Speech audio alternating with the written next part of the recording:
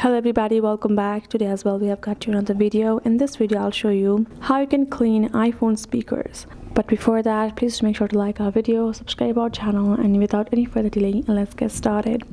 So for that, simply go ahead, go to your app store and simply search in the Clear Vape app. This is the one, and I have simply downloaded and installed the app itself, so I'm going to directly go ahead and open it up. When you open it up, you're simply going to go to the continue section, tap on continue. Right, once you have purchased a plan, because you have to purchase a plan for it to go through. Either way, once you have purchased the plan, you're going to continue with the wave, and this is the kind of you can see this is the kind of action it will show.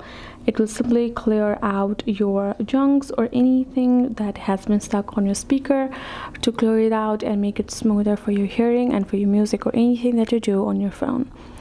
That's what you gotta do. You can get any other free apps as well, but do make sure to do a little bit of research.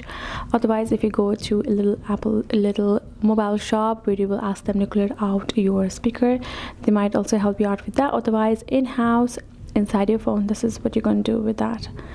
So I hope this video helped. Thank you so much for watching. I will see you guys in our next video.